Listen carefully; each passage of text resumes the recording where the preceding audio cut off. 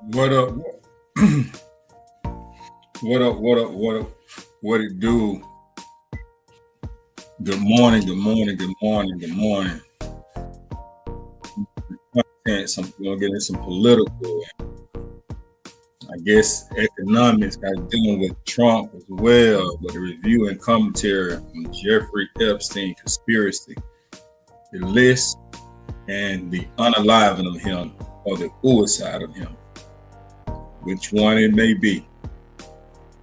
But I think they found out some more evidence to try to figure out what's going on. It's a rocky situation. I tell you that. Makes you wonder. See, Rare already had been in there. Good morning, Rare. Good morning. Spin the block. Spin the block.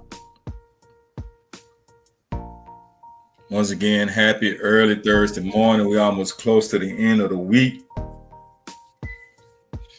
I just wanted to come in and do some commentary right quick. To review a commentary on Jeffrey Epstein.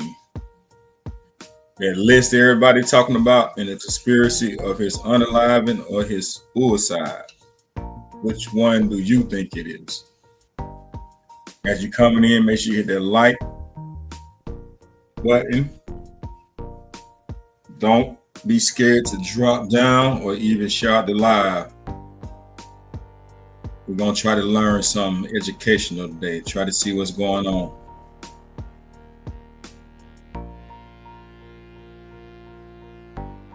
I don't know. I don't know if I think he faked it or is he actually really gone. I don't know. I'm kind of torn in between the two. Without furthermore, we're gonna get right into the content though. We're gonna get right into the content. I pray everybody's having a good morning. For those one that's starting your day, hope you have a prosperous day. The ones that's on third, like myself, I hope that you are somewhat getting some rest. Copyright disclaimer: I do not own the rights to this content. This content is for education and entertainment purposes only, and fair use is in full effect. Fair use is in full effect. All right, let's get to it. Orange blob, but that is not entirely true. Let's take a look at a clip we got from the video that has just been released. You have to look in the original copy. It's a lot easier to see, but it is an elongated orange figure. It's not. So what you're looking at right there is it's actually supposed to be showing someone in an orange jumpsuit going up to Epstein's cell. Not as they're trying to tell us somebody carrying laundry that had that's much better. That's much better.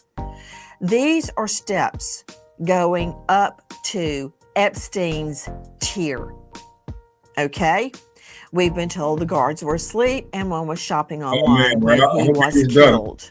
We've been told the two doors we've seen over and over and over are the only way to get onto his cell tier. That is a lie.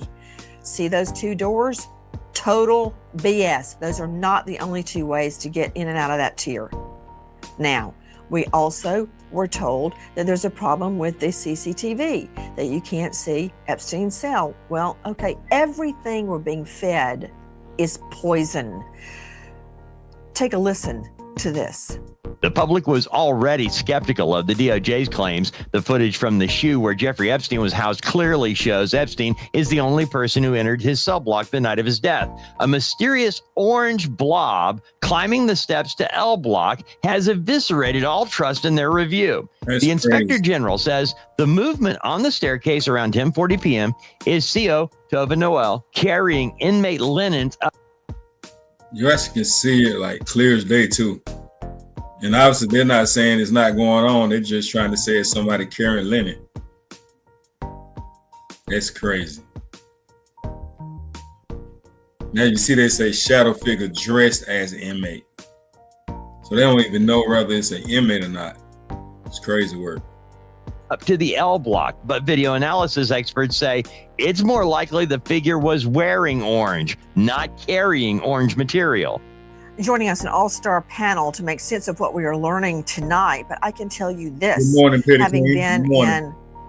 in innumerable CIs, correctional institutes, Thank you. jails, halfway houses, juvie jails, you name it, I've been in it. Max, hardcore, death row, been there. Nobody walks the halls in a CI with their hands full of laundry. That doesn't happen. Your hands have to be free. If someone were transporting laundry, it would have been in a roller bin. As a matter of fact, we're going to show you in a moment a worker coming out with a roller bin. But see down there, hands free. Everybody hands free. And first of all, before I go to our investigative report, I want to go to Dr. Dwayne Hendricks, former associate warden at MDC in Brooklyn, former senior warden, U.S. DOJ, Department of Justice with the Federal Bureau of Prisons. It goes on and on. Founder, president, New Daylight Foundation, and author of See the Wheelie? That's what I'm talking about. I kind of get what they're saying.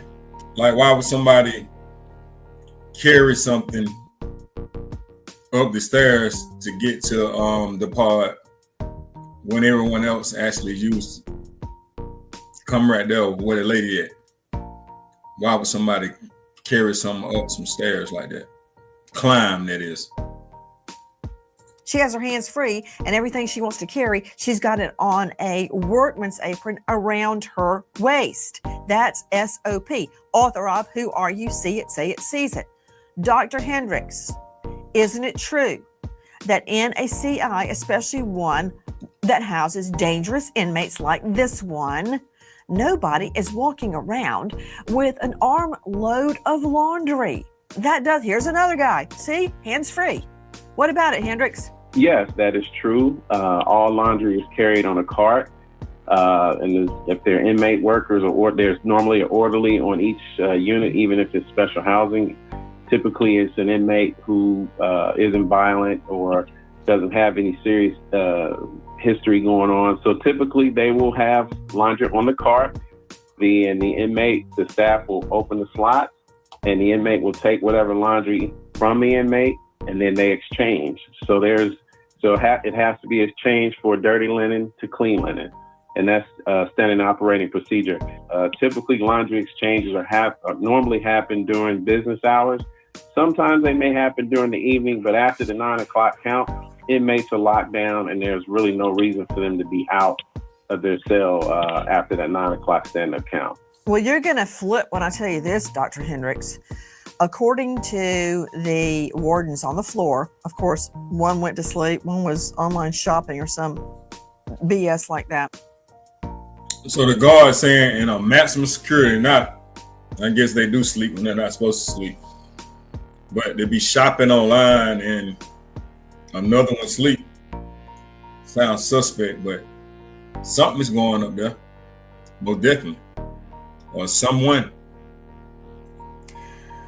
They allowed Epstein to go into the bathroom showers to make a private phone call. And I guarantee you there ain't a payphone in the showers.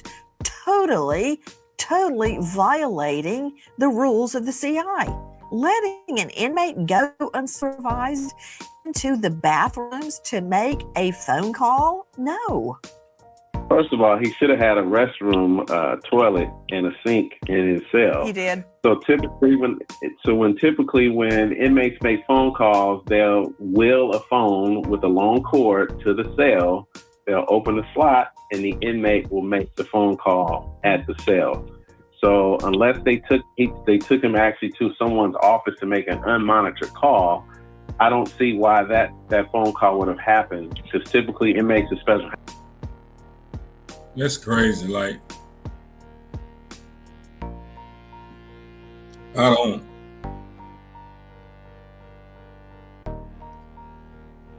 don't think he took himself out. I don't want to know if I say he's still alive. I mean, I kind of don't do so much of conspiracy theories, But I do think it's a great chance that somebody took him out. They got to explain that going up them stairs. They got to explain that. Housing, other than their attorneys, you only get one call every 30 days. Hi guys, Nancy Grace here. Are you worried about harmful cooking oils? I am. I cook for my family nearly every night of the week, and I'm afraid they may not be healthy. Or do you not like the aftertaste? Solution: Farm Fresh olive oil. Farm Fresh olive oil is like a garden in a bottle, and it adds amazing flavor to your meals.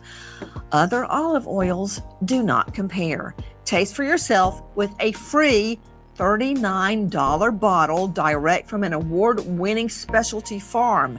You pay $1, just $1 for shipping, and your $39 bottle is free from TJ Robinson. Now, joining us an all-star panel, and we've got a lot to get through tonight. Number one, his hench person, who is a convicted child. He just didn't arrange Epstein to get his mitts on these 12, 13-year-old little girls. She took part in the... She's a monster. Ghislaine Maxwell. She just got moved to a cushy, basically camp. A camp. There are no perimeters. Wow. They have yoga. They walk freely. It's the cushiest. Y'all hear this? These multimillionaire billionaires go to an all-exclusive camp. It's crazy work. Is he there? Club Fed. This is what you look up. Club Fed in the dictionary. It's this place. She's been moved there. Why is she getting special treatment? What's happening with her? I don't like it. Ryan says a lot of people don't like Nancy Grace. I love watching her. She's theoretical and don't mind saying what's on her mind. Hey, we're in the same boat. Exactly the reason why I rock with him. And one thing about it, you heard it, yoga. She's against child predators. I love her for that. And she stands in the paint for what she believes in. And I have to respect her for that. Because she's really the only one in mainstream even like trying to figure out what the hell going on with Epstein. One of the only ones. Everybody else quiet. You most definitely said yoga. That's one thing. But right now, I'm more concerned about who is the perp walking up and down the cell steps to Epstein's tier the night he was killed. It was at, I said earlier, almost 11. It was 10:39 p.m. And you're so right, Hendricks. That is not the time that laundry is exchanged or taken to the prison laundry. Okay, what do we know? Straight out to Tisa Tells joining us, investigative reporter. She's at Tisa Tells on YouTube. Tisa, hit me. The fact that we are looking Let's for go, a Tisa. highly edited tape, they released 11 hours. They said there was a minute that skipped. We now know that there's about 8 minutes missing from that tape. Exactly right. There's not even the full. Don't be It's wrong. 10 hours, 52 minutes. We Right. clearly see a shadowy orange figure, and they want us in a post Diddy trial world Man, that's to crazy. believe that it's some Tom and Jerry stack of orange jumpsuits up to the ceiling that they're. Man, shout out to Nancy Grace and Tisa Tells still working together even after the Diddy trial, man. Salute to you, Tisa. You most definitely well deserve it. I like that. Carrying through the correctional facility, and they want us to believe that that's not a human. The fact that the administration, listen, who knows why they are telling us not to believe our lying eyes, but we see it for what it is. That is a human being walking into a cell. Let's see it area. again. She's right. Tisa, my words exactly. Should I believe you What's or going my on, lying sir? eyes? Good morning, I brother. see what I see. Okay, joining us is Epstein's brother, who also agrees this is not anybody carrying laundry. But I want to go back to what we know about Epstein's death. What do we know? Joining me, Joseph Scott Morgan, professor of forensics, Jacksonville State University, author, Blood Beneath My Feet, star of a hit podcast, Body Bags with Joseph Scott Morgan. Joe Scott has attended over 1,000 death scenes of all varieties, be it accidental, natural causes, or homicide. Joe Scott, does it never end? Okay, I see what I'm seeing. I'm running it right here in front of me. The person clad in orange. Is it an inmate in orange? Why isn't he already in his cell? Why is he walking free? Was he sent to this tier? If so, by whom? Why is he wandering around from tier to tier? In other words, floor to floor. Okay, or is it someone wearing inmates' clothes, which is even more disturbing? But I do know. And they really do got to explain that. Because actually, like, it was a time that everybody's supposed to have been in their cells. And how do you explain now to someone that's not in a cell when it's supposed to be locked down in a highly maximum security prison? Why there's somebody out going from tier to tier? That's crazy. It is a human. I believe it is a male because they're tall and they're wearing the prison orange jumpsuit. And they're going to Jeffrey Epstein's tier the night he's murdered. Why are you, like me, so convinced Epstein was murdered? And what does this mystery orange clad person have to do? How does it factor into your thesis? There you go. Well, first off, I think it would be an outlier relative to the injuries related to his death. They're trying to call this a suicide. And the problem is that what has been left behind, which has been well documented by Dr. Bodden, is the fact that you've got this indwelling fractured cartilage in his neck, and it's on both sides, Nancy. Look at that. Get this the picture when they found him. Wow. I don't know. Right here to the left and the right of the Adam's apple. And then on top of that, you've got this fractured hyoid, which everybody has gone on and on about. The problem is that they are saying that he was hung. And one more thing we have to keep in mind, the ME in this case has stated that this is what's referred to as a soft hanging, which means he kind of settled down into this thing. There was not a lot of force with it. That's what she's opining, and that the hyoid snapped. Now, she explains this by saying that because of his age, the hyoid was ossified to the point where it snapped. Well, maybe that's the case, but you still cannot account for these cartilaginous fractures he has inferior or below that region.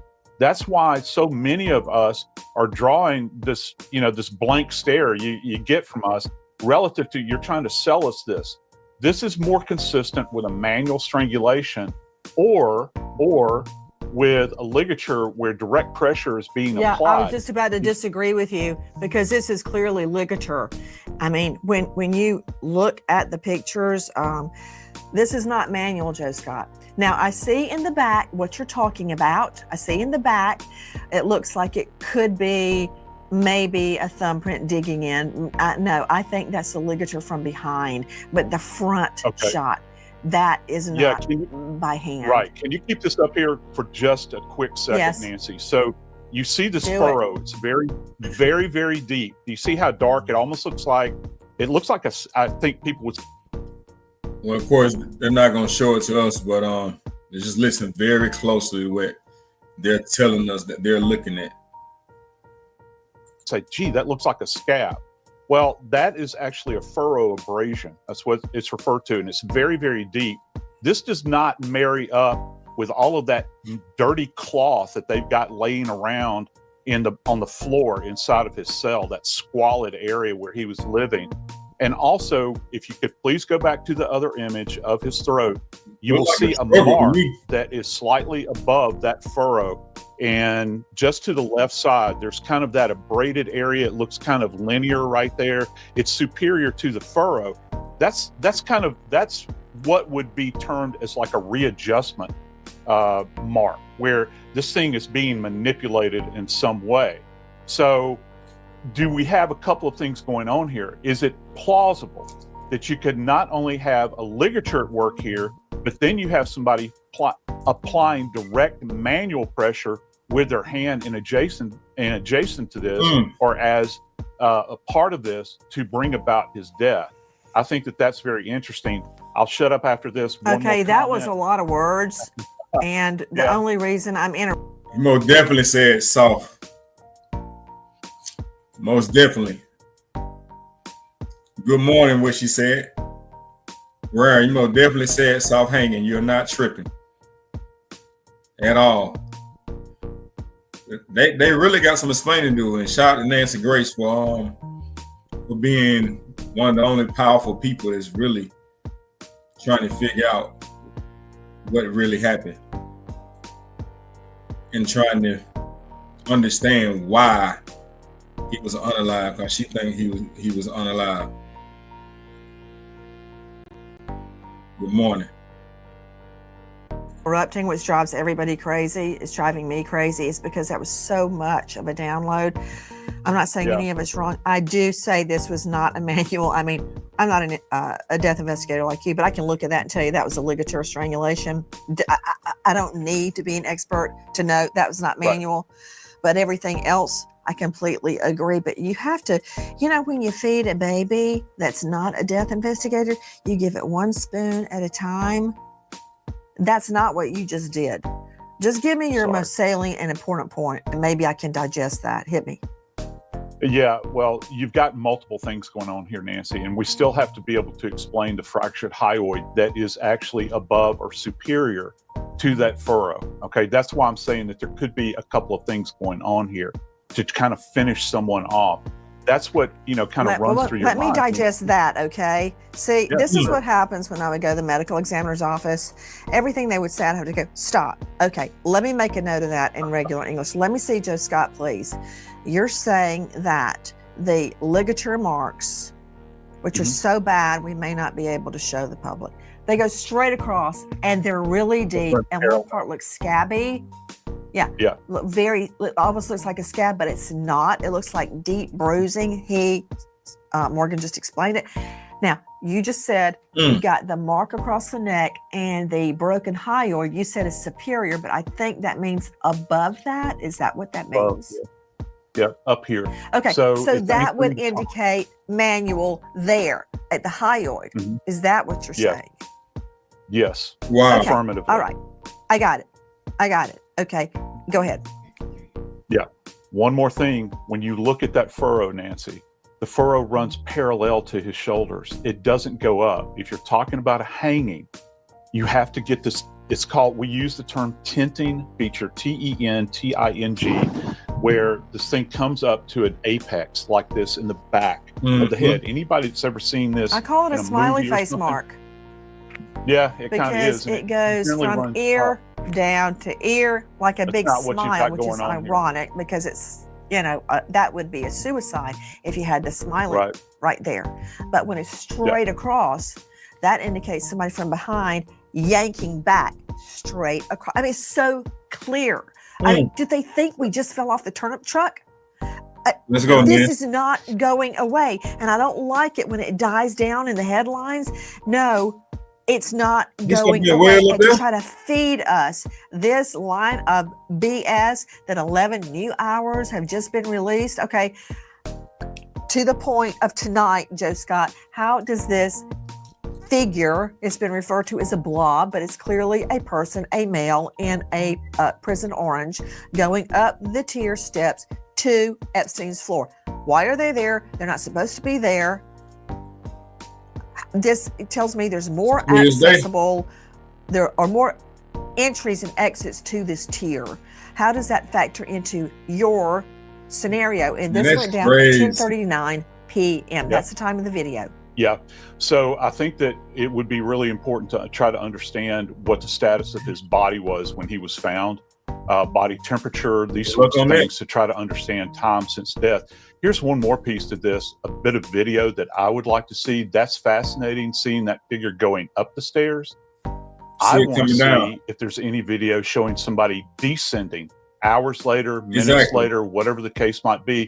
And how do you explain that image? How do you explain that person that is retreating from this location? Let's go. That's going to be the real tale of the tape there. Joe Scott, listen to this. The footage released from the MCC offers a limited view of the shoe common area and just a sliver of the staircase to Jeffrey Epstein's cell block, off camera to the right of the staircase. I said that I'd like to see them coming down, but then they say there's been a lot of time edited out of the. I don't see how people turn in the evidence and they're allowed to edit the videos. Like it's obviously you editing, you're hiding something.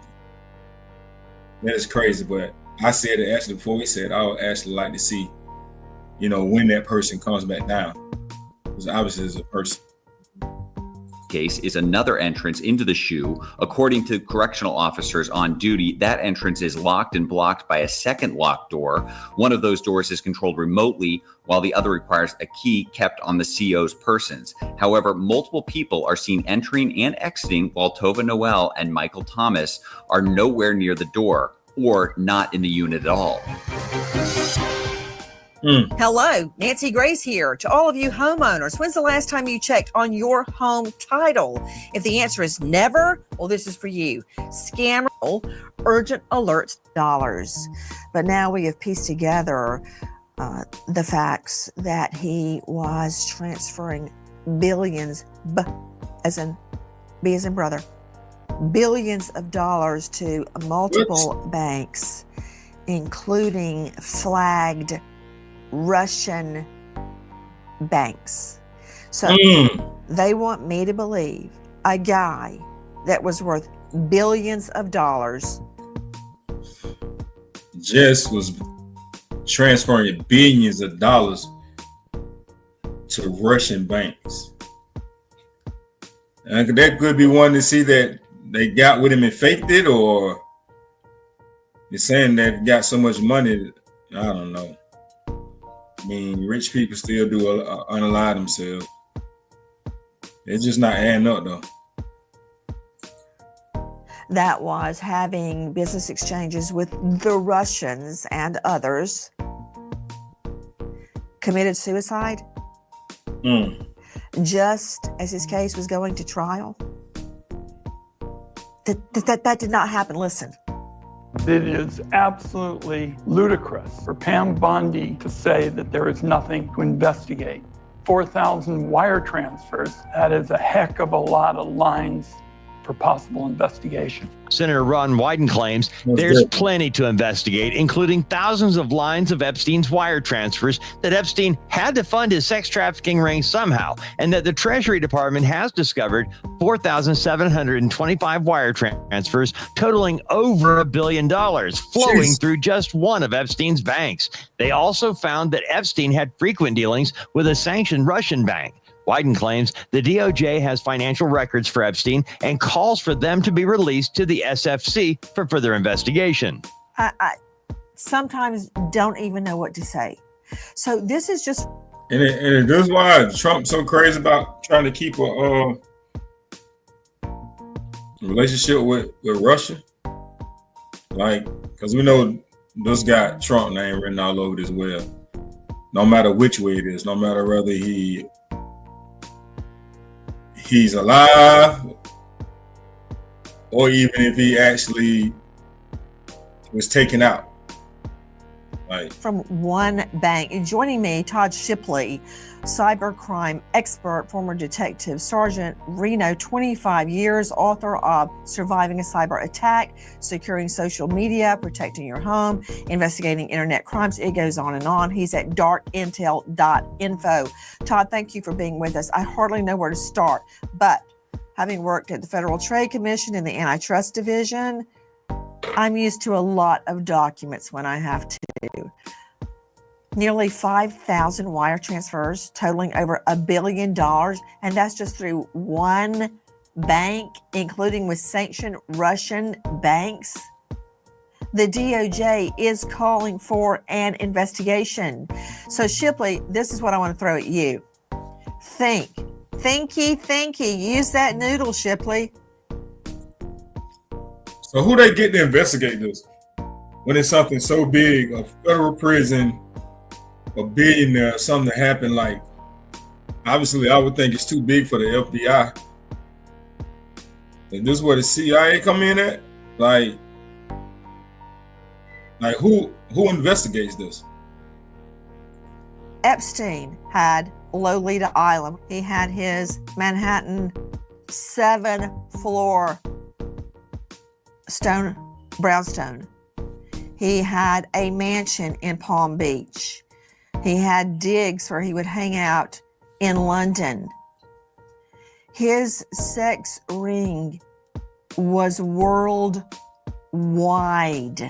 He had little girls supplied to him from Jean-Luc Brunel in France. His reported net worth was $600 million. You want to tell me with the Russians, how he transferred billions, highly paid corporate clients who wanted sex with little girls and he would fix them up, that nobody wanted him dead? Why do I need these 5,000 wire transfers tracked? Tell me, Shipley. It's astounding to hear that and understand that there was that much money moving and nobody questioned any of this, especially when it was going to Russian oligarchs that may or may not be sanctioned. That's, hugely problematic. And we know that, what's been going on, they can't do that. So it's terrible to see that this is going on. Okay, what I thought you were going to say, Shipley, is we need to trace those wire transfers because it could lead us to someone who has staggering wealth and the ability to make that I can say. Hit that I happen can say. Even behind bars. That's what I thought you were going to say. Well, I can. And I'm surprised that they haven't been traced, all those wire transfers, to find out who's behind them. Because they don't Not want that they them. were just sent to him, but where they went out to identify all the people that are in the ring, which has never been identified. And that's been the whole problem with the Epstein case is we don't know who's involved and who he's had ties with, especially monetarily. So who sent him this money? And was it for the girls? Let the list come out. I tell you, that's how we find out. You let the list come out. Sicko. We don't know. We've got I to guess trick you've those heard the phrase, follow transactions. the money. I mean, let me go out to Dr. Exactly. Bethany Marshall joining us, renowned psychoanalyst, author of Deal Breaker. You can see her on Peacock now and find her at drbethanymarshall.com. I want to see Bethany. Dr. Bethany, you know what I don't like? I don't like a two-tier justice system for rich people and regular people. Let's go, Ness. I just read this article in the New York Times, and it had the interior of Epstein's 7-floor brownstone. There were all sorts of objects of art. He had a tiger stuffed and lounging on one of his Persian rugs. He saw had a first edition, wait for it, of Lolita. Oh, Surprise, surprise. by Nabokov, about an old guy obsessed with a 12-year-old little girl in a relationship with her, Lolita. He had people like Bannon, Israeli prime ministers, presidents, Woody Allen, birds of a feather, over for dinner. He would have scientists, authors. But what floored me, of course, you and I have similar backgrounds. You, child of missionaries all over the world in really bad conditions, me growing up on a red dirt road that flooded all the time. When I looked at these pictures of all this expensive art, these girls never had a chance. The wealthy are covering for this guy. In Bondi, the U.S. attorney is letting it happen. Wonder I why. mean, we're mixing up photos here of the wealth at Palm Beach, Lolita Island, his 7th-floor mansion in downtown Manhattan. It's nauseating. It's nauseating. And one victim described, I believe she was 13 or 14, being led in by Ghislaine Maxwell to give Epstein a What's good, Just massage, Mo? and he was butt Good morning. naked. She's like Thank you for coming through. 13. She's never seen a grown man naked. And the 13. quote massage starts. Then he has with the little girl. It's of course. And then they give her $200. They tip her like she's, a waitress, and she goes on her way. Then I look at the opulence that he has, his billions and billions of dollars, and it makes me sick. I mean, Bethany, when I go to Kroger, I have to show 2 forms of identification to cash a check. And here he is transferring billions of dollars even to Russia banks that have been flagged. And nobody says a thing while he is little girls, Bethany. Nancy, have you ever heard the term behind every great fortune lies a great crime? He has so many other, I'm going to say primarily men, although there are some women who have also committed great crimes to make great fortunes. And all these men have something to protect when it comes to each other. When I first heard of Jeffrey Epstein, my first thought was, how does like a financial guy get hundreds of millions of dollars in wealth? That has never been clear to me. And one of the things that has not been talked about is money laundering.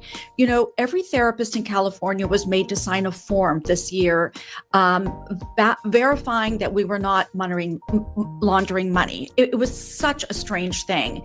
Lowly therapists who are out there serving the public, just trying to do our job, had to validate that we are not money launderers. And yet you have somebody like Jeffrey Epstein who has billions of dollars going in and out of his account, and everybody turns a blind eye. That means that everybody's benefiting in some way, Nancy. Either they're benefiting because they have access to underage girls, they're benefiting because they can launder money too, or they're benefiting just because they get these dinners and private rides to the island. It's like paying for friends, insinuating your friends into your secrets, knowing more about them. Pretty soon you have a band of thieves with everybody standing up for each other. A quick analogy, Nancy, is those spy movies where the spy is a double spy and decides to extricate himself. He's on the run, but everywhere he looks, there's an enemy because he knows too much. Everybody wants him dead. All those so-called people he was working for in the past now need him gone because he's holding all of their secrets.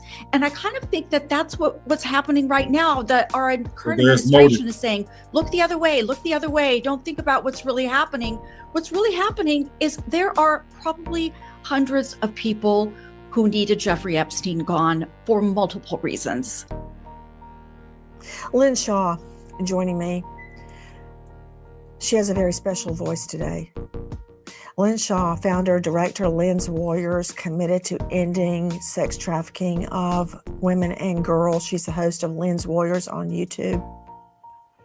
Lynn, when I think about, let's just go with Virginia Jeffery, but there's so many. There's literally thousands of girls over decades that I'm just telling you like it is. And Ghislaine Maxwell is a monster. She didn't just lead the girls in there and make it seem okay that they were about to get. She took part, and now she's at Club Fed. I don't know what happened at Lolita Island down in the U.S. Virgin Islands. I don't know what happened, but I wasn't there. But based on what the victims say, it was awful. And now we've got him.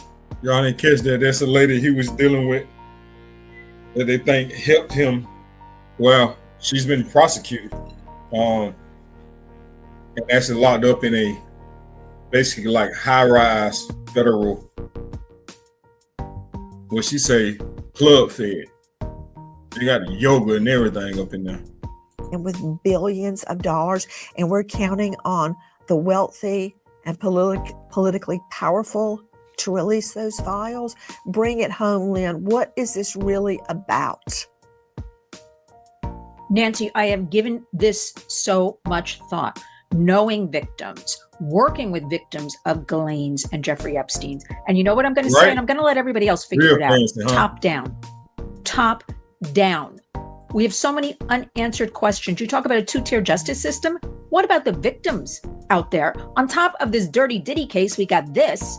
Why did Pam Bondi even open her mouth and start with those binders that she said she went to FedEx and created them herself, and she made influencers hold them up and opened the can of worms, and now it's one lie after the other.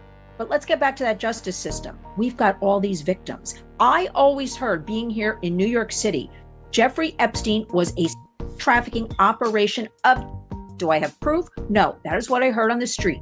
And you know what? When you blackmail people with children, that's where you make a lot of money worldwide. And you showed an image earlier, and I saw it. I was looking something up earlier. He had crates that were labeled child porn, kiddie porn, young and younger. Where are all those tapes? We never really heard much about them at all. We always heard that in France, that was a total trafficking operation of 11, 12, and 13-year-old girls. So I ask you all this information.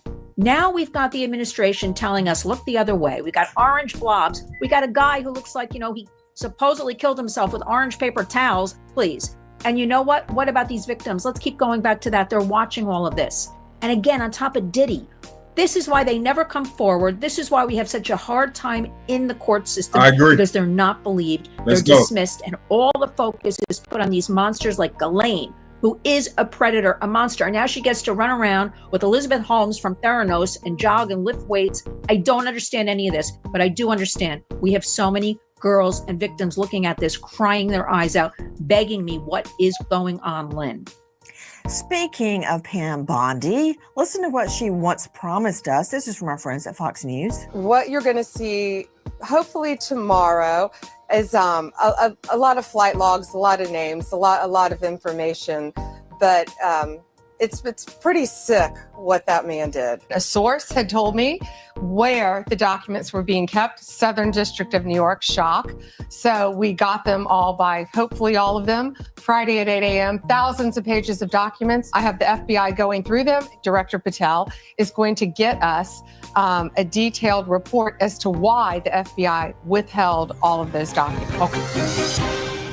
Think about it. What if you could delay your next 2 mortgage payments? People are using you like a crystal ball to try to see into the mind of your brother, Jeffrey Epstein. What I want to talk to you about is that orange-clad figure that is now appearing on video, and people are seeing it for the first time, which is concerning and not in a good way. That we are just now seeing video which looks like someone walking up and down a stairwell, coming out of a stairwell and walking around on your brother's floor. Now, we've been told, maybe it's somebody carrying laundry. Well, can I tell you just off the bat, Mark Epstein, after having been in many, many correctional institutes and jails and juvie jails, you name it, I've been in it. No one walks around without their hands free, okay? It's not like I'm carrying the dirty clothes from the back of the house to the laundry room in the front of the house with my arms full. No. In a CI, Mark, if dirty clothes were being transported, they would be in a push hamper with wheels. Good morning, Rhea. No one walks around with their arms full of stuff. Thank you for coming through. Let's just use the movies as an example, something that everyone would have seen. You don't see wardens walking the halls of a max CI or any CI with their hands full.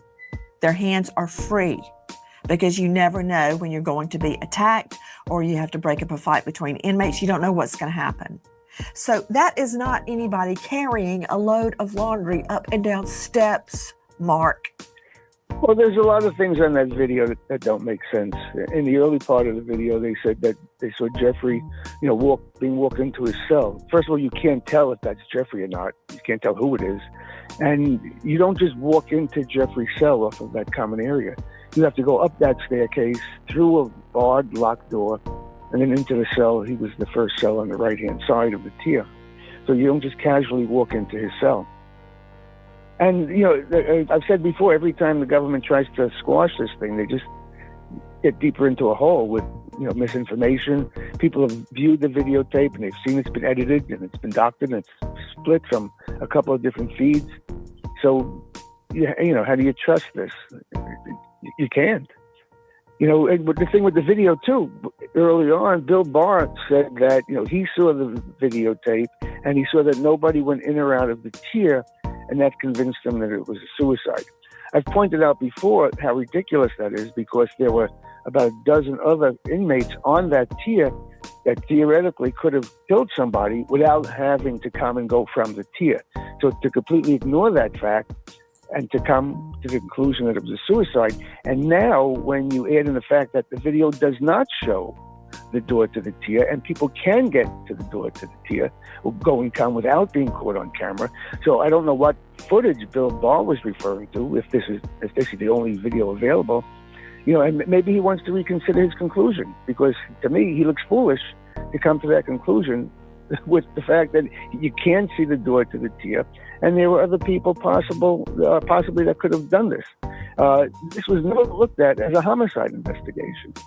By them calling it a suicide very early on, it eliminates any further investigating. Because if it's a suicide, there's not much to investigate. But it was never investigated as a homicide. And people are starting to ask for that. So I was working with a group of people that were trying to investigate this, and they were using the assistance of AI. And they put in all the information that we have. Which is crazy that it was never investigated as a homicide. So you see what they give us, but I guess they thought people wouldn't catch it because someone is going up the tier, like right out of camera's view. You barely can see it, and they only gave up an edited version of the video. They got a whole lot of time missing out of it. Or a lot of the information that we have, and the AI came up with a probability that this was 75% chance of a homicide and only 25% chance of a suicide. One of the reasons it couldn't be more specific is we don't have, pictures of how his body was found. They moved his body after he was found, which they shouldn't have done. So there's no sort of crime scene was messed up. So, and also the fact that the situation with the 3 broken bones in Jeffrey's neck, turns out that kind of triple breakage only occurs in less than 2% of hangings of this alleged type. So the AI put all the odds together and came up with 75% chance of a homicide and 25% chance of a suicide. Experts now questioning the government's account of what happened the night that Jeffrey Epstein was killed. And this as new CCTV footage has been uncovered with a mystery orange figure near his cell just hours before he dies. Now, why are 11 hours of video from outside his cell at Metropolitan Correctional Center just now being released? This so-called mystery blob in orange is not someone carrying laundry. That's not true, okay? I've been in enough CIs to know that's not true.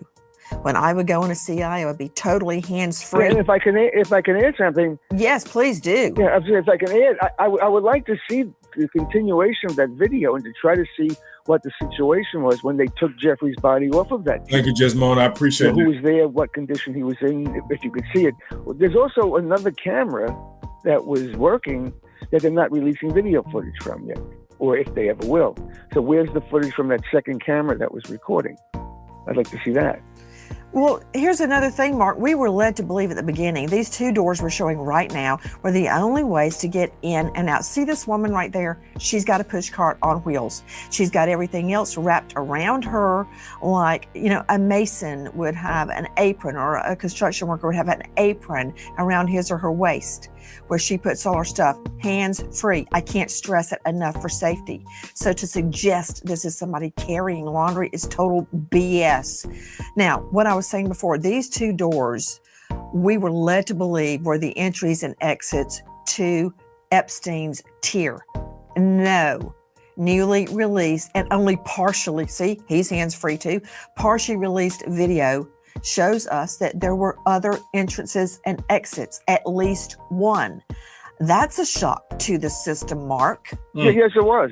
But not surprising, because so much of the other stuff the government's putting out it turns out to be not so. Let's put it that way.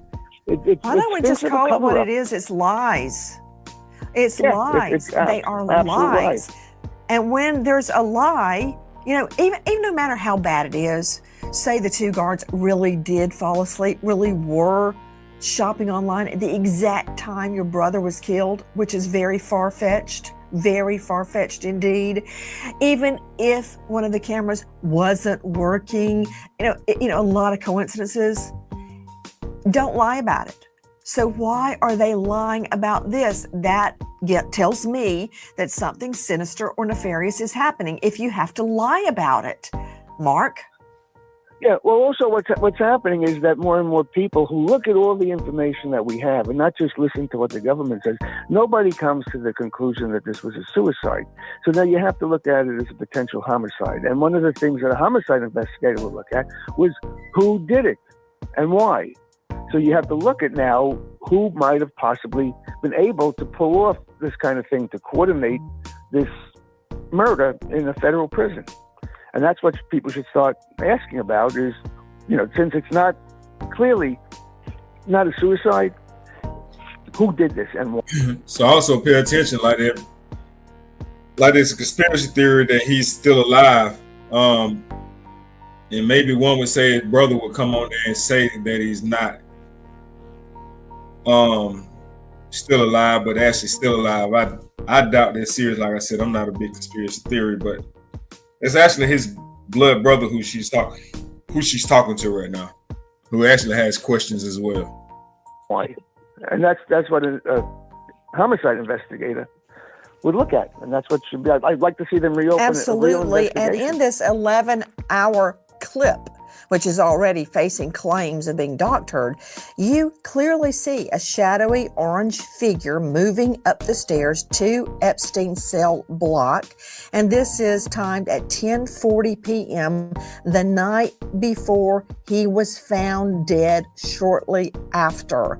Again, federal investigators are lying, claiming that a CO corrections officer was carrying linen or inmate clothing. No. It is actually another inmate dressed in orange, or someone else dressed as an inmate in orange.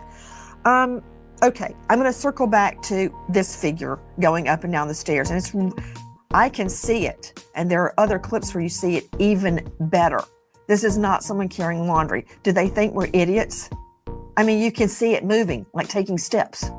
It's an insult to anyone with even half a brain, for Pete's sake. With me, guys, a special guest tonight. It's Mark Epstein. This is Jeffrey Epstein's brother. Mark, as you know, I am not political. I do not mix politics with crime. I think it's very dangerous and hurts crime victims. Let's go. But isn't it true that you spoke to your brother, Jeffrey Epstein, while Trump was in his office? Yes, that's true. I would speak to Jeffrey and I'd ask him what he's doing, and he'll tell me he's with so-and-so or whatever. And there were times, or at least at one time I remember, he said he was with Trump. And there were people who worked for Jeffrey that was in his office that saw Trump in there frequently. So I don't know why he can possibly come out and say that he was never in Jeffrey's office. It's such a blatant lie that I don't know who would believe that after so many people can testify that that's not so. What did you believe your brother did for a living? What did he tell you he did for a living? Well, I know he managed large sums of money for wealthy people, and he invested his own money. That's about as far as I know. I knew very few of his actual business dealings. I know one years ago. I know he bought, or a group of people that he was with, bought the company Rydell. It's a company that makes football helmets for all the teams. So he owned that for a while, and I know because he told me, and he also sent me a Jets helmet from the company. And that's what he did. He knew how to make money. I'll tell you why I'm asking you, Mark. I'm telling you why I'm asking. From the records I've reviewed, he had about $600 million at the height of his wealth. $600 million at the height of his health. But then when you look at other wire transfers, they're up to the billions. That's B as in brother. Billions of dollars transferred to accounts, including a flagged Russian bank. I know you don't know the intricate dealings of his business affairs. This is why I'm asking. When you got a guy that has access to billions, B as in brother, billions of dollars, unlike anything I could imagine growing up on a red dirt road, but billions of dollars with very influential people, possibly Russian bankers, and he ends up dead behind bars and everybody still says it was a suicide. That's so far-fetched. You see where I'm going? You can't be unguarded in a CI and end up dead under these circumstances, having transferred billions of dollars and dealt with all sorts of powerful, influential, and wealthy people across the world. I mean, billions of dollars, Mark? Where did that come from? Do you have any idea? Well, the only thing is the business he was in and what he did, he handled lots of money for very wealthy, for billionaires. So chances are he was investing their money or moving their money. Well, there goes the brother. Sound like he's either lying or he's the word I'm looking for. He's in disbelief. One of the two. To where it needed to go. For whatever okay, that is one explanation. That's the only thing I could think of why he would be transferring so much money. Nancy don't play. Yeah, but from his personal accounts. So if they're from his personal accounts, that won't wash. But you know what? I haven't seen them all. So maybe some of that was his client's money. That is an innocent explanation. Do I believe it? No. But could some of it be attributed to his personal accounts? Maybe. Hey, did you ever meet Ghislaine Maxwell? Yes, back in the 90s. Jeffery and Ghislaine met about 1991 or 92. They became close. And back then, we all used to hang out together a lot. Yes, I knew her kind of well back then. What was she like, Mark? Well, she just seemed, I mean, it's hard for me to say. I don't want to get involved with personal stuff. I'm interested in the circumstances of my brother's death. I don't want to get into the cases with my brother. Oh, now he don't want to get into it. She's a part of it. She got found guilty. Come on, man. Or Glenn or anybody else. I really want to focus on the circumstances of his death. I can't add much to what Glenn was like. There was nothing remarkable about it that I feel the need to comment on. Okay, I accept that. Why do you believe, Mark, that the White House will not release the files? Well, I think there's things in there they're hiding. That's why. I mean, their Justice Department is covering everything up. So I believe potentially maybe... Oh, you don't talk about that, but they don't want things out. I can't think of any other reason. Come on. Now, see, I agree with you, Mark. It's not just the homicide. It's the lying. It's the hiding. It's the subterfuge. It's the cover-up. We were told over and over that these files would be released, and now they're not. Hey, one more thing, Mark, before you leave us tonight. You were talking about your brother being brought back to his cell, I believe, from the showers. He was allowed to go to the showers to make a phone call, from what we've been told, which is completely not kosher. But listen to this. What? So which means if he was allowed to go to the shower, that means he had a cell phone. Most definitely not a phone inside the shower. Interesting. And we know they have cell phones, but we know they're not supposed to too. Let's go. While correctional officers admitted that Epstein was allowed to make an unmonitored phone call in the showers before he was returned to his cell at 7:40 p.m., CO Tova Noel claimed she left Epstein in the showers alone to use the restroom, and by the time she returned, someone else had already escorted Epstein back to his cell. However, it appears that Noel remains in the unit during the call and does personally walk Epstein back toward the staircase to cell block L. Another female staffer left the unit shortly before Noel gave the escort and returned shortly after Epstein was allegedly safely returned to his cell. So this correctional officer, Tova Noel, says she leaves him in the showers to use the restroom and what we now know to make an unmonitored phone call, which is not prison procedure to make phone calls, to allow an inmate to make private phone calls from the bathroom. No. That said, Tova Noel claims she leaves him in the showers, and by the time she comes back, someone had escorted him to his cell. But apparently on the video, it appears she remains in the unit during Epstein's call and does walk him back to his cell block. So why lie? It's a small detail, Mark, but it's an important detail. Yeah, well, both Tova Noel and Michael Thomas, the two guards that got into trouble initially, refused to talk about any of this. We're trying to get to them to find out. Again, the main question, what position Jeffrey was really in when they found him, and they won't talk. Now, this was clearly a suicide. Why such secrecy? Why is everybody so mum? Why is everybody afraid to speak? They were let off because them were dismissed. You know, a person is dead because of their lack of doing their job properly, and they just walk free. Whether Jeffrey committed suicide or he was killed, he was under the protection of the federal government in a federal prison.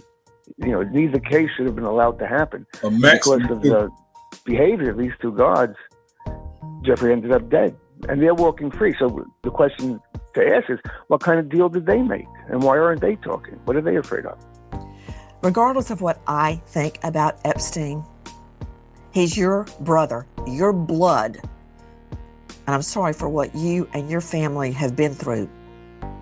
Mark, thank you for being with us. More to come.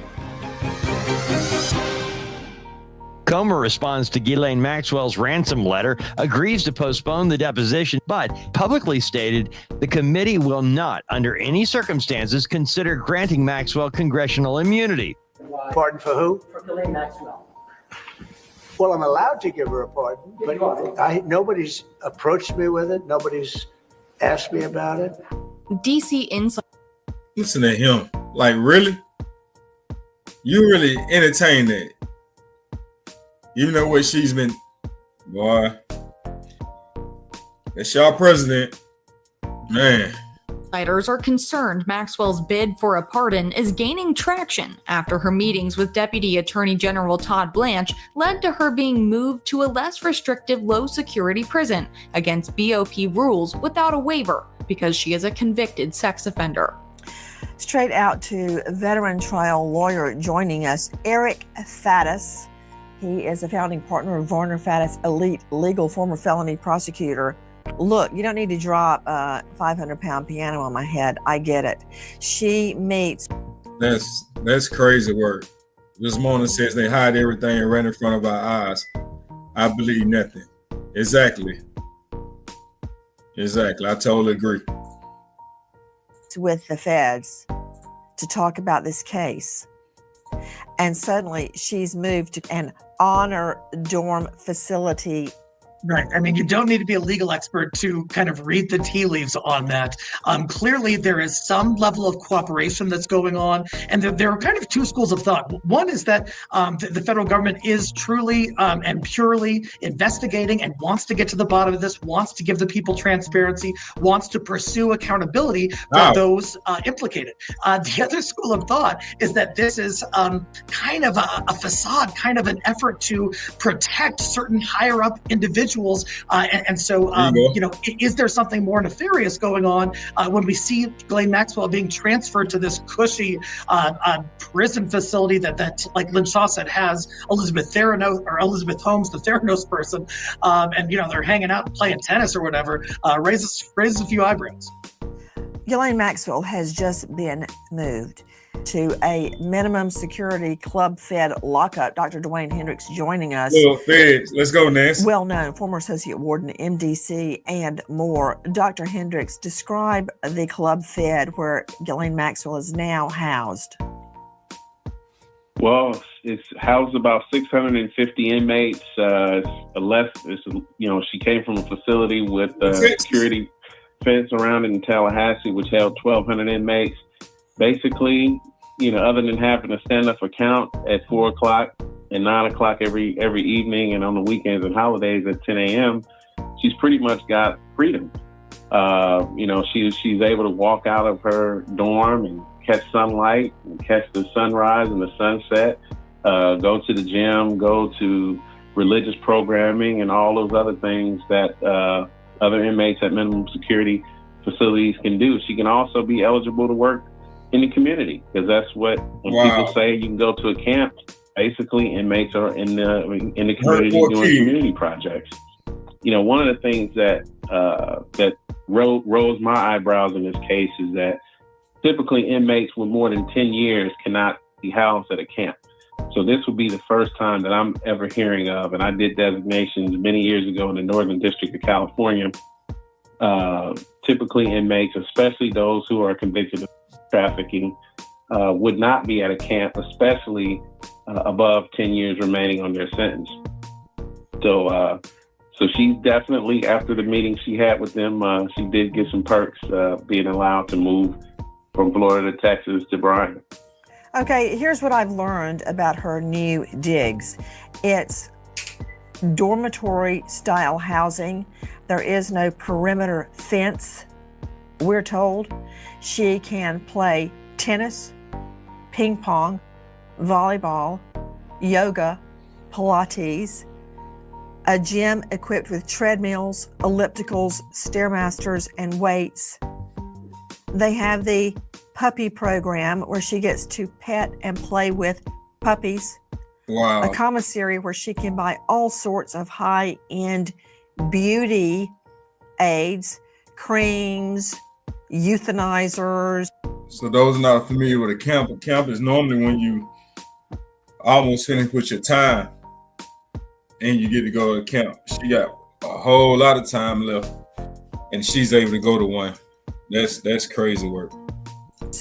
Hair products, visitors allowed, weekends, holidays, so many freedoms, low security, freedom to move around the facility's grounds, outdoors with limited perimeter fencing, vegan diet. Living a life in prison. It just goes on and on. Lynn Shaw, founder Lynn's Warriors, isn't it true that convicted child are not allowed in low security facilities, period? Yeah, absolutely. We've never heard of anybody convicted trafficking being allowed in a facility like this. I've spoken to a lot of people to question them to make sure I know what I'm talking about. They've never heard of this. But I have to ask you something. Let me flip it for a minute. Perhaps she might be the next Jeffrey Epstein. Why is she allowed in a place with no perimeter? But I'll tell you who doesn't have yoga and vegan meals and high-end beauty products. Well, you say that, but they did it to him in a max. So they wouldn't have had to bring her to a low medium camp to do that. They did it to him in a max. All of the victims and survivors of Jeffrey Epstein and Ghislaine Maxwell, who are living for the rest of their lives with this trauma that they will never get over. It doesn't just end when you go through horrific circumstances like trafficking, grooming, all of this abuse. You know what? It lives with you forever. So while she's having a good time, I think we should all assume she gave some kind of information. She's being protected. Something more is going on here. I'm going to say it again like a broken record, top down. I'm looking at a photo right now of some of the women in this dorm facility, and they actually have hand weights. It looks like mommy's morning out, and they're all in little matching shorts and t-shirt gym outfits, you know, like everybody matches their outfits in the Hamptons. Well, here they are, and they actually have hand weights, which is a huge no-no, because one inmate can haul off and hit a warden or another inmate with those weights. They're out in a grassy area like a park, and they're walking and laughing with their hand weights. Now we're learning, Tisa tells, that we're getting a new excuse for moving her to a new jail. They're saying that any assertion she's getting preferential treatment is absurd. Prisoners are routinely moved. That's BS. What do you know about her new digs, Tisa tells? Her new digs, the streets are saying, is a reward. Now for what? Because they say it's for information she might have given. But like you pointed out, there is $1.1 billion with over 4,000 wire transfers going in and out of the account. You can talk to all the people that own the accounts that are going in and out. You can talk to the Pope, Mick Jagger. You can talk to President Clinton. You can talk to President Trump. There are a million ways we can get more information. Well, hell, we can even go back to that old case. The fact that now it looks like, to me and everybody else, it is a thinly veiled excuse to give this woman presidential treatment. Everybody's horrified. But again, to go back to what Lynn said, just say Maxwell might want to be the one that's being horrified. You get moved to a prison that has barely any security. You get moved to an honor unit where all the good kids that got a gold star on their report card in federal jail get moved to. You're now there sitting there like a sitting duck. Again, why was she moved? I would be very worried. If you look at what happened to Jeffrey Epstein, he was supposed to have a mandatory roommate. Roommate got, the day of his death, the roommate was inexplicably moved out of his cell. He was alone for over 11 hours. There's supposed to be 30-minute checks. This is in the highest profile case in a highly secured prison. It's crazy. We wait as, God willing, justice unfolds. And we remember an American hero, Corporal Robert McKinney, Livingston Parish Sheriff's Officer, Louis. Shout out to Corporal Robert McKinney. And that is crazy. I got one more. Let's see. This one actually surprised me from where it's coming from. But who knows their agenda? Or whether they're going to flag me for playing it, but I'm going to hope for safekeeping because I'm most definitely running it. It is sad. So this one right here is saying this connection to the Epstein files exposed. Shocking discovery. It's from TMZ, so shout out to TMZ. And hopefully they'll strike me for it. And I cannot believe that they were actually doing something like this on Diddy. One point, I probably shouldn't say this, I might play that video. I said another time. So we're gonna get this one started.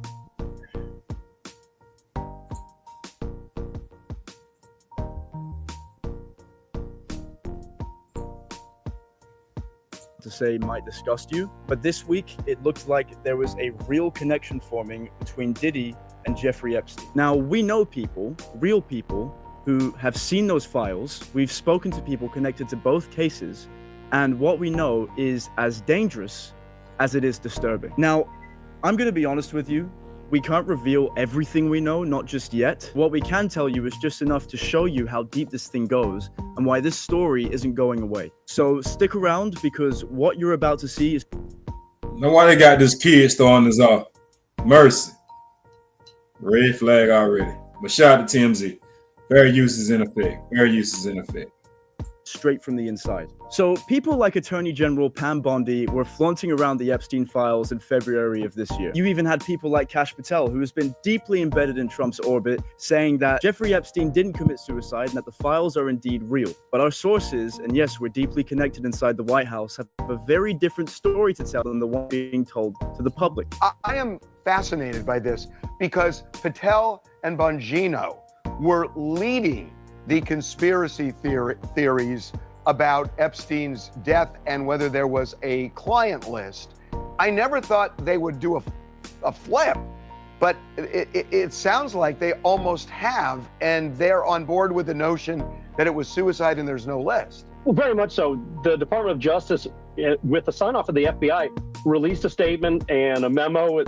Axios first reported it, saying there was no client list and there was no suicide. Now, during all of this, Diddy had been convicted on 2 counts of the Mann Act, which is transporting sex workers across state lines for the purpose of prostitution. And we got word from insiders at the White House that Donald Trump was seriously considering pardoning Diddy. Roll the clip. This is a big deal. This is a big deal. President Trump is seriously considering pardoning Diddy. And we know this. We have sources with direct knowledge that people from the White House. Y'all hear them? And we know this. Like, what the hell is going on, man? Have been in communication with the defense team, Diddy's defense team, and that Trump is seriously considering it, and this is going to be timed to the judge's decision on whether Diddy gets bail. This would be the ultimate smokescreen, and we've seen for weeks some very major smokescreens, but this one would have to take the cake. And on the surface, this link kind of starts to make sense, right? 2 men, both accused in high-profile sex scandals, both convinced they were being unfairly targeted, and both using the media to frame themselves as victims. But then everything shifted. Diddy was denied bail. After that, Trump came out and said that he once got along with Diddy very well, but he was leaning towards not pardoning Diddy because Diddy was, quote, very hostile to him during the time that Trump was running for office. Roll the clip. Sean Diddy Combs. Right. Would you consider pardoning him? Well, he was essentially, I guess, sort of half innocent. Yes. I don't know what they do. He's still in jail or something, but he was celebrating. Sort of half innocent. This more here, boy, he just say anything. Well, I guess he got it right, though, ain't he? A victory, but he seems to, I guess it wasn't as good as a victory. Probably, you know, I was very friendly with him. I got along with him great, and seemed like a nice guy. I didn't know him well. But when I ran for office, he was very hostile. He said some not so nice things about you, sir. And it's hard, you know, like you, we're human beings. Right. And we don't like to have things cloud our judgment, right? But when you knew someone and you were fine, and then you run for office and he made some terrible statements. So I don't know, it's more difficult. It makes it more, I'm being honest, it makes it more difficult to do. But more likely a no for Combs, I would sounds say like. so. Okay. But it seems like Trump isn't out of tactics to distract the public from the Epstein files quite yet. Yesterday he said this. Roll the clip. Are you going to build up there? Yeah, right. What does that mean? What do you? More ways to spend my money. Can you give us another hint? Well, I will show you. It's just another way to spend my money for the country. Are you considering a land story? Spend his money for the country. All I do is finance my nation. Just like my salary is distributed, nobody ever mentions that. Sir, are you going to add another level? Everything now, this is where things get even darker. We've got insider information about Ghislaine Maxwell, the woman many believe holds the keys to Epstein's secrets. I know people who have seen that file. Right. And I know that the Justice Department file is not where it's at. The real juicy stuff, Did y'all hear what he said? people are named, is in the civil law. He just said that he knows somebody who's actually seen the file. We're gonna run that back.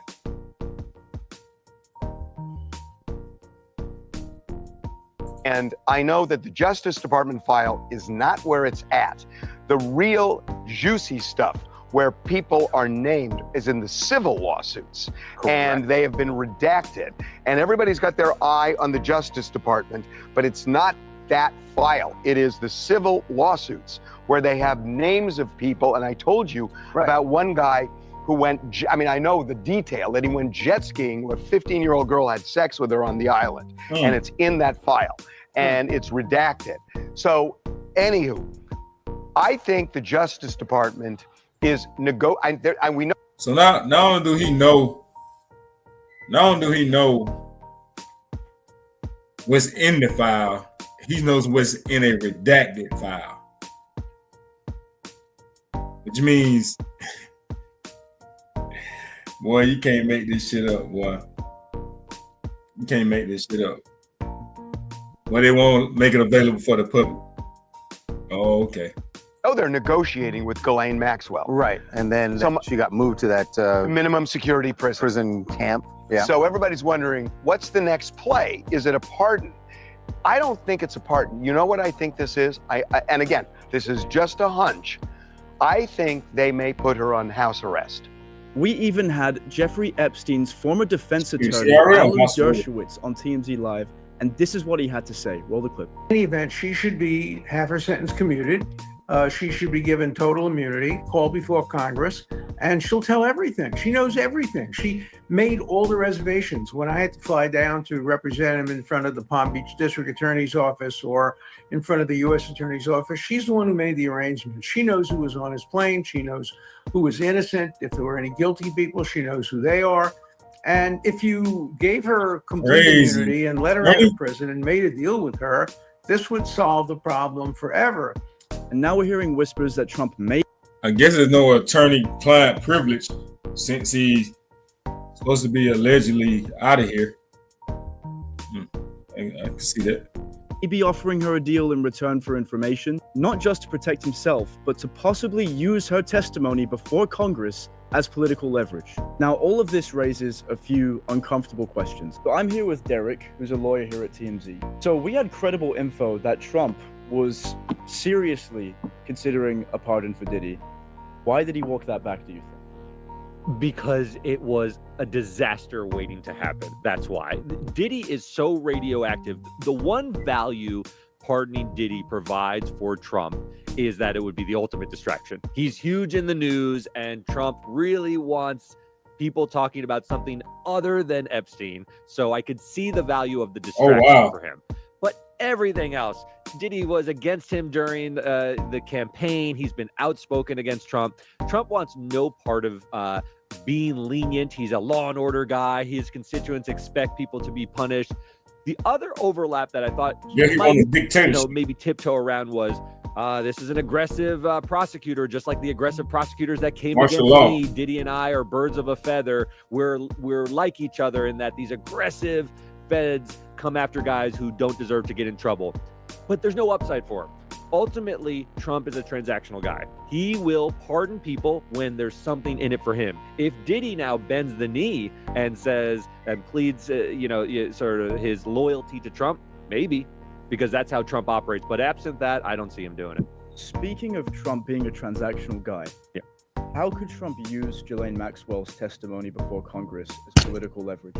You know, that is the most interesting one. It's very dangerous for him to get in bed with Ghislaine Maxwell. He wants all the Trump stuff to go. He wants all the Epstein stuff to go away, right? That's his. You said it right the first time. You see that slip. His name mentioned with Epstein in the same sentence because that is hurting. Yeah, slip. You want all the Epstein stuff. Yeah. Trump on there too. You just let it slip out. We heard you. Him, and it's fracturing his party and his base. So he's nervous about it, but he could use Ghislaine as someone who says, I know everything there is to know about Jeffrey Epstein, and you weren't part of anything bad, because she's the most credible person to say that.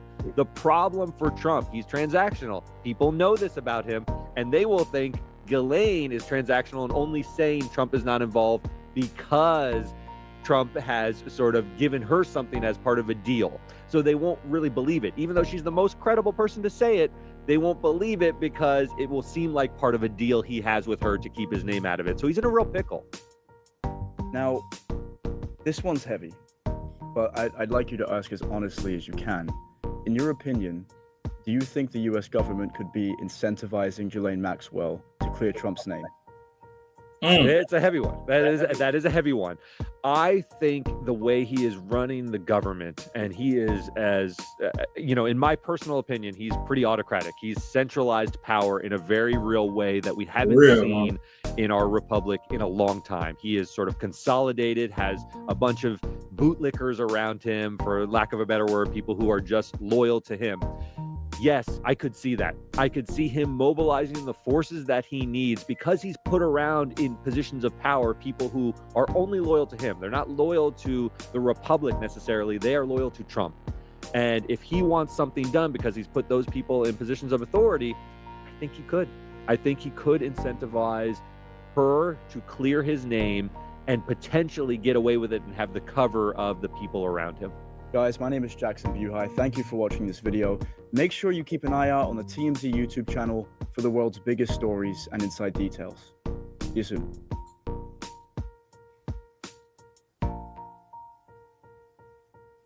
The person are.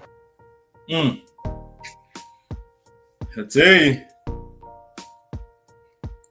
that was shocking to see them actually run that story. Like, I had to take a chance with that one.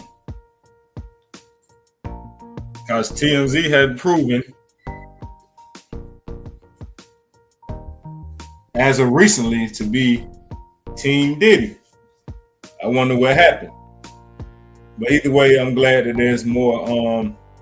There's not only Nancy Grace speaking off the type of platform that she has. That also TMZ actually sees, and not only sees, actually speaking up about it, and being pretty much transparent about it. I think they said a lot without saying a lot. Kind of like they do here in the Mo3 sector, right? So we kind of used to hearing that. We used to hearing a lot without people saying a lot, right? But I thought the content was interesting, politics, based on the spiritual warfare that we got going on, economically, especially when you're dealing with, the fact that it seems like Trump is a wild card in both situations. So, do me a favor, make sure you hit that like button, leave a comment after the video is over, kind of help push it through the algorithm. Tell a friend that, over here in Old Boys Corner, on Old Boys reaction channel, we're going to have a little fun. We're going to run some content. We're going to praise God over here. And most of all, we're going to keep it real and transparent, and also a safe place where anyone can come in, can drop their opinions, can share their thoughts. Like I said, a real genuine place. So once again, I've worked all night, so I'm gonna get me some rest. Probably back in the morning as well. And most of all, I appreciate everybody that came through. Just Mona,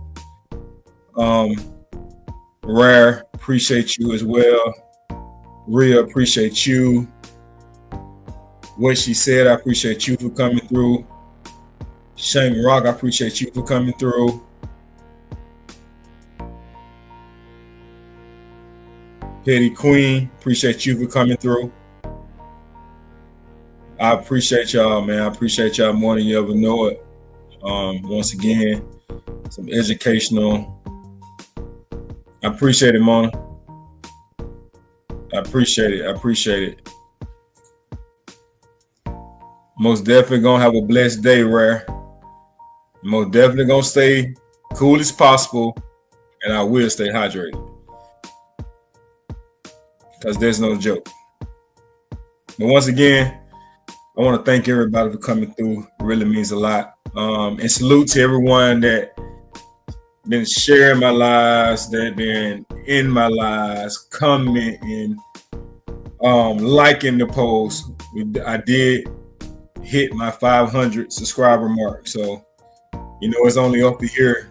That's why I'm going live. Got to get them watch hours, so I can be partially monetized. It's really a big thing for me. Just taking it one day at a time. Like I said, I wanted it honestly. I wanted it organically. So I can have the right people here and the right people in place. When that moment comes. So I most definitely appreciate everyone that just spoke highly of the page. That enjoy the space. It really means a lot to me, and it's only up from here. So once again, everybody be blessed. Have a very blessed day, and if you hear my voice, you are blessed no matter what you're going through, because it always can be worse. Somebody didn't wake up to this opportunity, to even try to do it again. Brad says, yeah, fortunately I can share it out. I don't do social media at all, but I do send these Sunday lives out. Some of my people to go watch. I appreciate it. That means a lot. That means a lot, right? It's okay. Every little bit count. You being here in attendance. You dropping down. That alone helps. Can help go in the algorithm. It's more than nothing. So it's greatly appreciated, for real. And it most definitely does not go unnoticed. So I appreciate it all. With that being said, I'm gonna get out of here and get me some rest, man. Once again, thank y'all. Y'all make it hard that once you get on here, it's hard to get off. But I gotta go. Until next time, and once again, everyone have a blessed day.